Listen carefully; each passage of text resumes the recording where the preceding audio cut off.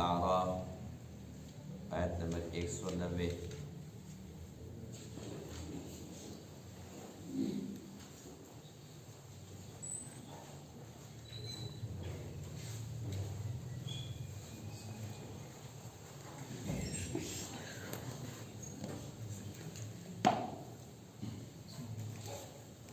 أعوذ بالله من الشيطان الرجيم، بسم الله الرحمن الرحيم،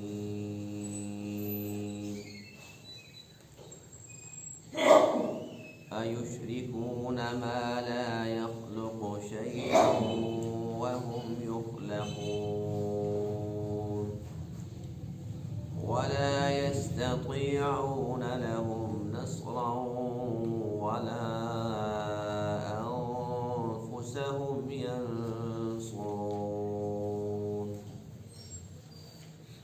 وإن تدعوهم إلى الهدى لا يتبعوكم سواء عليكم أدعوتموهم أم أنتم صامتون، إن الذين تدعون من دون الله عباد أمثالكم فادعوهم فليستجيبوا لكم إن كنتم صادقين، ألهم أرجل يمشون بها أم لهم أيدي يبطشون بها أم لهم أعين يبصرون بها أم لهم آذان يسمعون بها، قل ادعوا شركاءكم ثم كيدون فلا تنظرون۔ صدق اللہ العظیم۔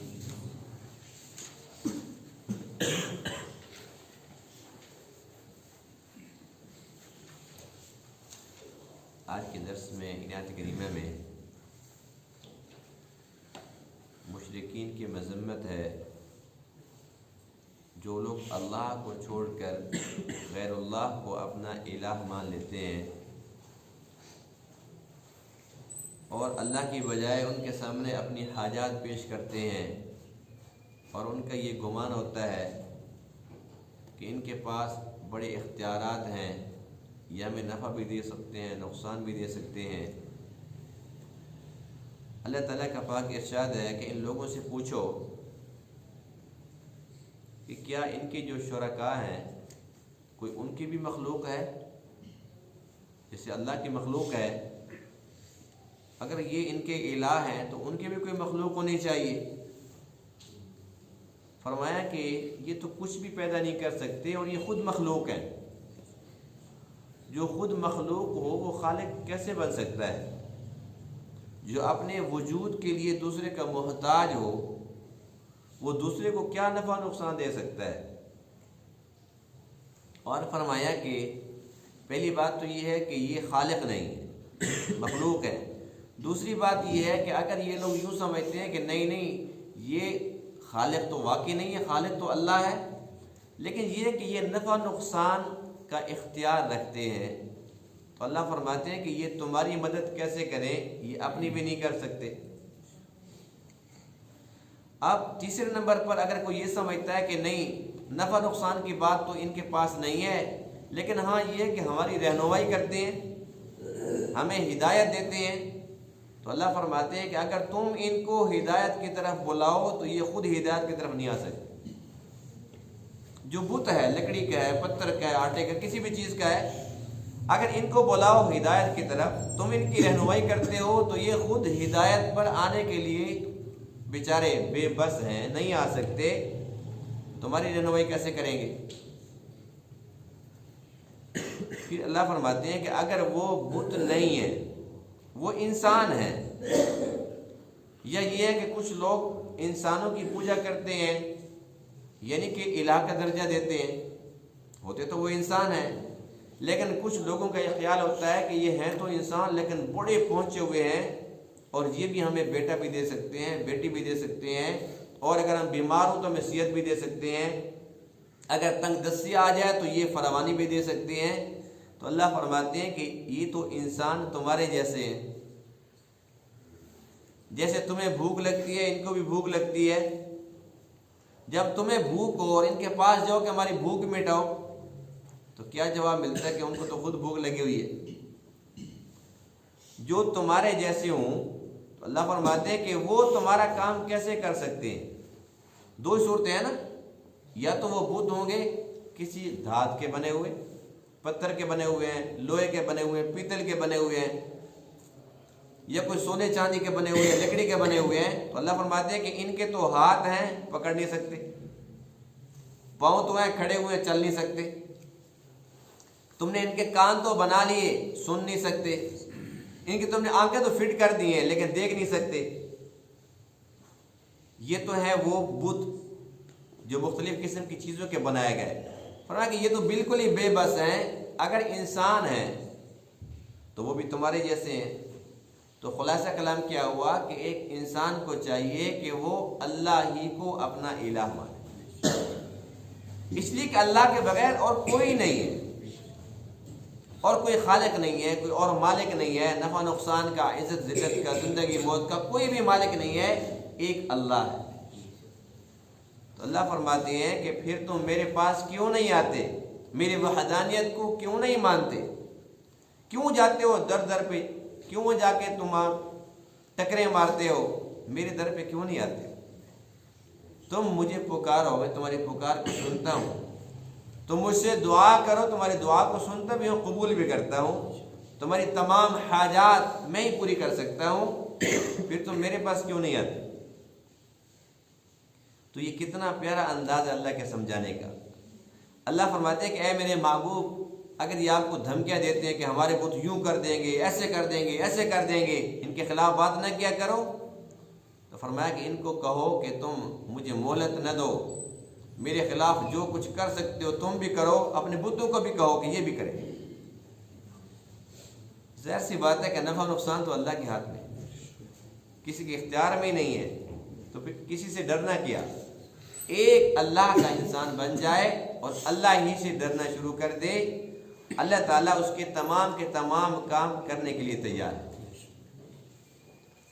ایشرکون، کیا یہ لوگ شریک ٹھہراتے ہیں، ما لا یخلق شیئا، ان کو جنہوں نے کچھ بھی پیدا نہیں کیا، لا یخلق شیئا، کچھ بھی پیدا نہیں کیا، وہم یخلقون، یہ تو خود پیدا کیے گئے،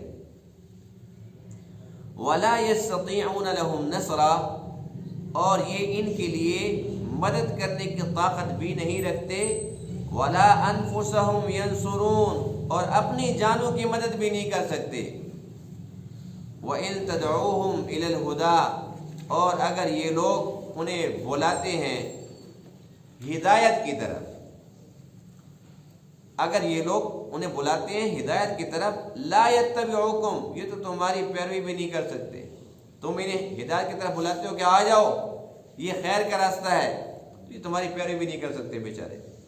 سواء علیکم، تم پر برابر ہے، ادعوتموہم، تم ان کو بلاؤ، ام انتم صامتون، یا یہ کہ تم چپ رہو، ان کے سامنے تو بولو یا چپ رہو، ایک ہی بات ہے۔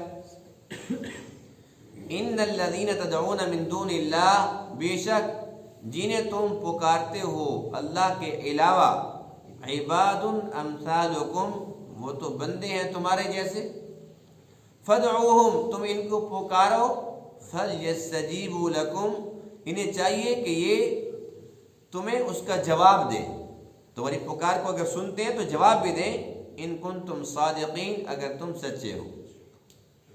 الہم ارجلون، کیا ان کے پاؤں ہیں، یمشون بہا، جن کے ساتھ یہ چلتے ہوں؟ بتوں کے پاس تو ایسے پاؤں نہیں ہیں۔ ام لہم ایدن، کیا ان کے ہاتھ ہیں، یبطشون بہا، جس کے ساتھ یہ پکڑتے ہوں؟ ام لہم اعین، کیا ان کے لیے آنکھیں ہیں، یبصرون بہا، جن کے ساتھ یہ دیکھتے ہوں؟ ام لہم آذان، کیا ان کے لیے کان ہیں، یسمعون بہا جن کے ساتھ یہ سنتے ہوں، قل ادعوا شرکاءکم آپ فرما دیجئے کہ تم بلاؤ اپنے شرکاء کو، ثم کیدونی پھر میرے خلاف کرو تدبیر جو تم کر سکتے ہو، فلا تنظرون بس مجھے مہلت بھی نہ دو۔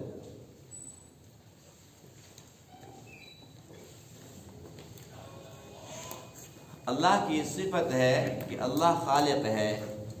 اللہ فرماتے ہیں اللہ خالق کل شیء، اللہ ہر ایک چیز کا خالق ہے، وہو علی کل شیء وکیل، اور ہر ایک چیز پر قبضہ بھی اسی کا ہے، خالق بھی وہی ہے اور مالک بھی وہی ہے۔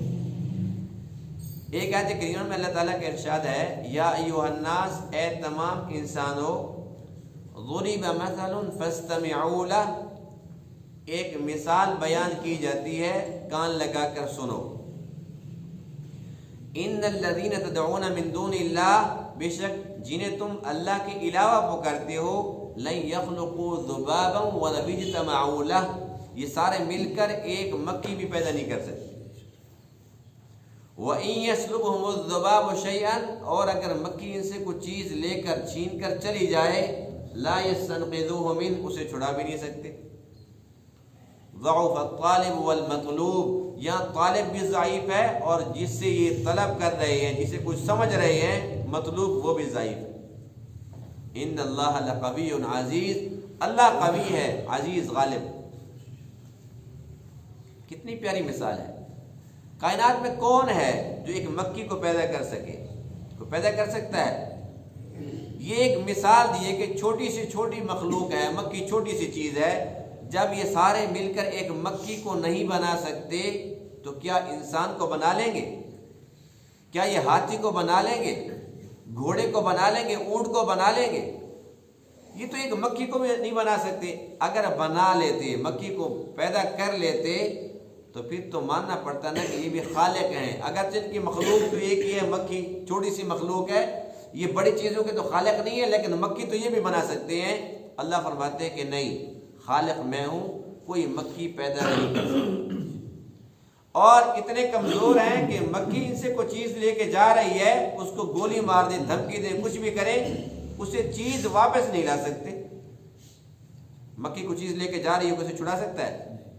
اسے جتنی دھمکیاں دو کہ میرا کہ یہاں پر مان لے گی وہ؟ یہ انسان کی اوقات ہے۔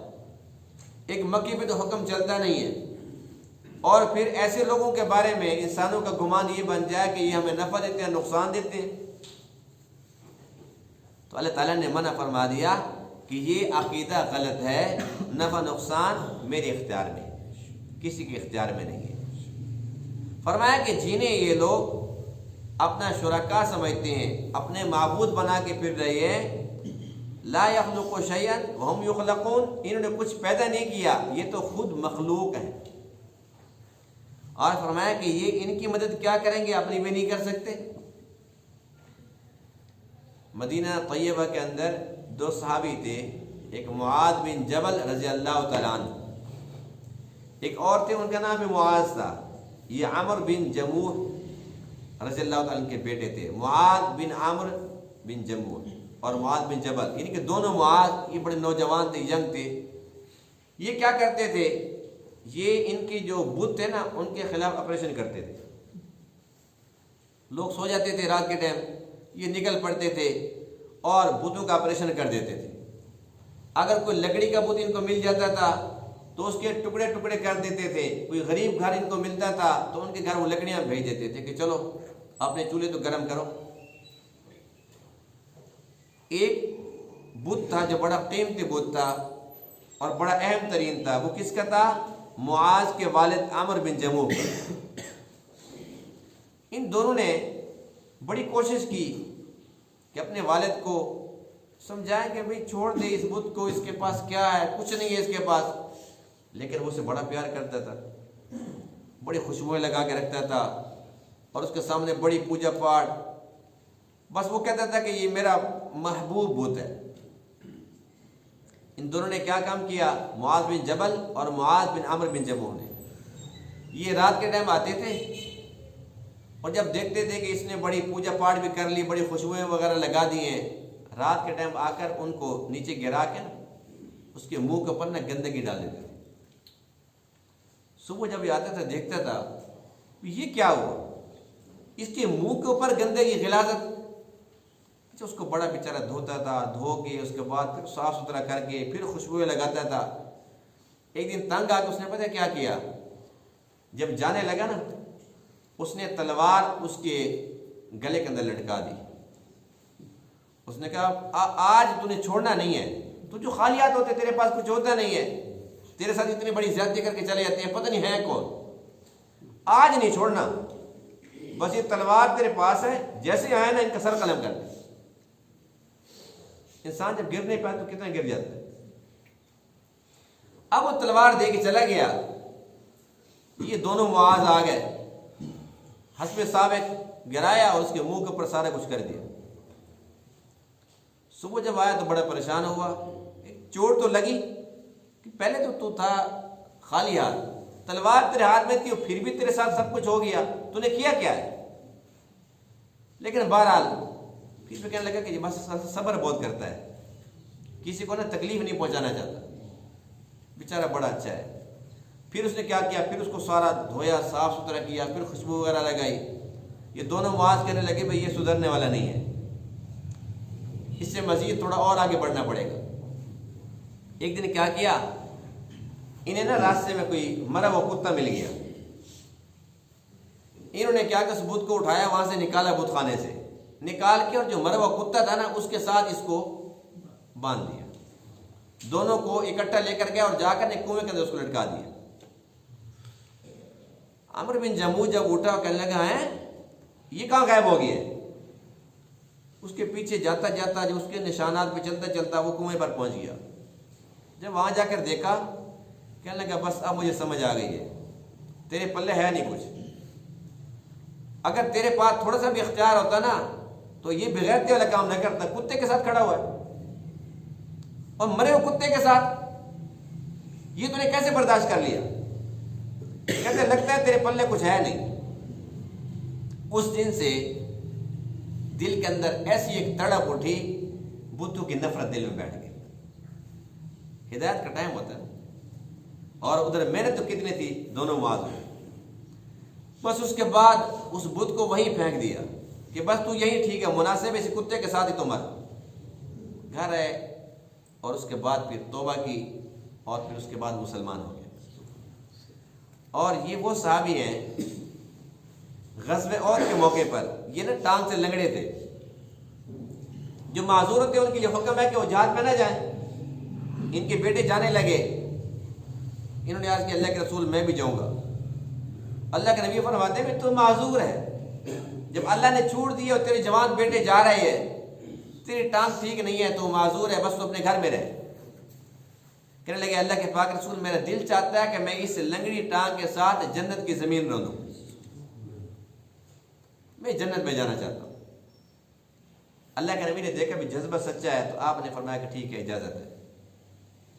جب یہ لوگ گھر سے نکلنے لگے, عمرو بن جموح نے دعا کی کہ یا اللہ بس واپس گھر نہ ہو, مجھے قبول فرما دے.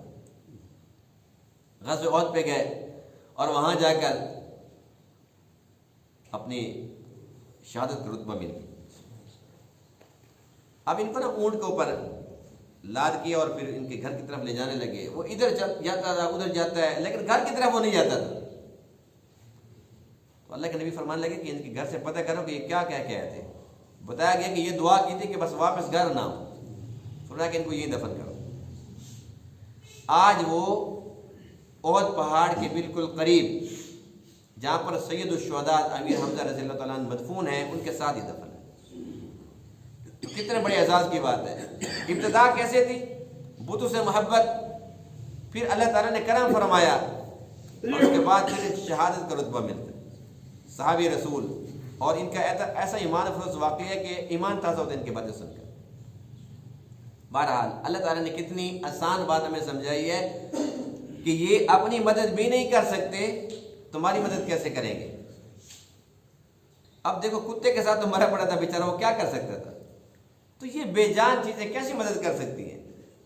فرمایا کہ یہ خالق بھی نہیں ہے اور مالک بھی نہیں ہے, نہ تمہاری مدد کر سکتے ہیں نہ اپنی مدد کر سکتے ہیں.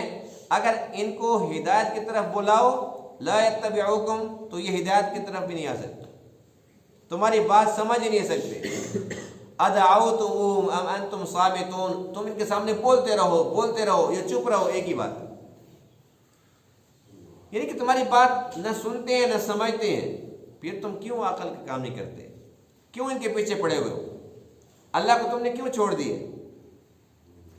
اچھا ایک اہم ترین بات یہ ہے کہ جو لوگ یہ کہتے ہیں نہیں جی ہم تو مورتیوں کو ہم کچھ نہیں سمجھتے, بس ہم تو اولیاء کرام کو مانتے ہیں اور فلاں دربار پہ جاتے ہیں اور فلاں جگہ پہ جاتے ہیں, تو اللہ فرماتے ہیں کہ اللہ کے علاوہ باقی سب اللہ کا غیر ہے.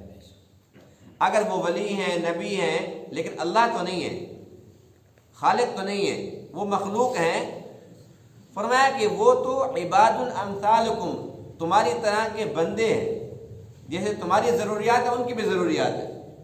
اب بڑے سے بڑا پیر بھی کیوں نہ ہو لیکن ظاہر اس کو آرام کی ضرورت ہے کہ نہیں ہے, اس کا حق ہے. اب کوئی ٹائم ایسا بھی آتا ہے کہ سارا دن وہ مریدوں کو ٹائم دیتے رہیں گے لیکن رات کے وقت کوئی مرید جائے گا تو کیا آگے سے جواب ملتا ہے جی اب وہ آرام فرما رہے ہیں. تو اللہ فرماتے ہیں کہ جس کو آرام کی ضرورت ہو اس کو تم الہ کیوں مانتے ہو, جب تمہیں اس کی ضرورت ہے اور اس کے آرام کا ٹائم ہے. یہ تو اللہ کی صفت ہے, لا تأخذہ سنۃ ولا نوم, اس کو نیند بھی نہیں آتی اس کو اونگ بھی نہیں آتی, وہ ہر ٹائم حاضر ہے, کبھی کسی کو یہ جواب نہیں ملتا نعوذ باللہ اللہ آرام کر, ہر ٹائم اللہ تعالیٰ حاضر ہے. تو ایسی ذات کے ہوتے ہوئے کسی اور کی ضرورت ہے, کتنی آسان بات ہے. لیکن انسان کی جب مت ماری جاتی ہے تو پھر کوئی کہتا ہے جی یہ گائے میرا بھگوان ہے, اور کوئی کسی مورتی کو یہ لکشمی دیوی ہے اور یہ فلانی دیوی ہے یہ فلانی دیوی, یہ انسان کی مت ماری جاتی ہے. تو انسان کو چاہیے کہ وہ اللہ کی باتیں مان لے, اسی کے اندر اس کی خیر ہے. ایک مسلمان یہ کبھی بھی نہیں مان سکتا, مسلمان کا بچہ بھی نہیں مان سکتا کہ گائے ہمارے لیے کوئی نفع نقصان کی اہمیت رکھتی ہے, کچھ بھی نہیں. گائے کے پاس کیا اختیار ہے, وہ بیچاری اگر بندی کھڑی نا وہ یہ نہیں کہہ سکتی کہ مجھے سردی لگ رہی ہے مجھے گرمی لگ رہی ہے, وہ یہ نہیں بتا سکتی کہ مجھے پیاس لگی ہے کہ بھوک لگی ہے, آج میں نے کھل کھانے کہ میں نے تازہ گھاس کھانا ہے, میں نے چارہ کھانا ہے, وہ کچھ بتا سکتی ہے. جب وہ بیچاری اتنی مجبور ہے اپنے آپ کو وہ دھوپ سے کھول کے چھاؤں میں لے جا سکتی, تو انسان کو وہ دھوپ سے نکال کر چھاؤں میں لے جا سکتی ہے. اپنے نفع نقصان کی تو مالک نہیں ہے, انسان کو اس نے کیا نفع نقصان ہے. یہ باتیں بڑی آسان ہیں لیکن جب انسان کفر کرتا ہے شرک کرتا ہے تو اللہ فرماتے ہیں کہ میں اس کے دل پر مہر لگا دیتا ہوں, پھر اس کو آسان سی بات میں سمجھ نہیں آتی. دیکھتے نہیں دنیاوی لحاظ سے تو یہ لوگ بڑے بڑے سائنسدان بھی گزرے ہیں, بڑے بڑے فلاسفر گزرے ہیں, کافی کتابوں کے مصنف گزرے ہیں, لیکن ان کو اتنی سی بات سمجھ نہیں آتی کہ گائے کچھ نہیں ہے, یہ ایک عام سی مخلوق اللہ تعالیٰ کی, کیونکہ مت ماری گئی ہے نا, اللہ تعالیٰ نے پردے ڈال دیے. جو ایک مسلمان ہے الحمدللہ اللہ تعالیٰ کا ہم کس منہ سے شکر ادا کریں. وہ بچہ ہوتا ہے تو اس کے ماں باپ اس کی پہلے سے تربیت کرتے ہیں کہ ہمیں کون کھلاتا ہے, وہ کہتے ہیں اللہ, ایسے اوپر اشارہ کرتا ہے. یہ مسلمان کا بچہ, اس کی تربیت ایسے ہو رہی ہے الحمدللہ. اب یہ بڑا ہو جاتا ہے, اسے کہو کہ یہ گائے ہمارا خدا ہے, کہ توبہ توبہ, گائے سوال ہی پیدا نہیں ہوتا. سانپ خدا ہے, توبہ توبہ, یہ کیسے ہو سکتا ہے, بھی اللہ ہمارا خدا ہے. تو یہ الحمدللہ اللہ تعالیٰ نے ہماری فطرت میں یہ ڈال دی ہے. تو ہمیں چاہیے کہ ہم اللہ تعالیٰ کی وحدانیت پر یقین رکھیں, اللہ سے سچی محبت کریں اور اللہ کی محبت کے اندر اللہ کی بندگی کریں. اگر ہمارا عقیدہ درست ہوگا, اس کے اندر ملاوٹ نہیں ہوگی, تو انشاءاللہ یہ ہمارے ٹوٹے پوٹے اعمال چل جائیں گے انشاءاللہ. اللہ تعالیٰ بات کو سمجھنے عمل کرنے کی توفیق عطا فرمائے. وآخر دعوانا الحمدللہ رب العالمین.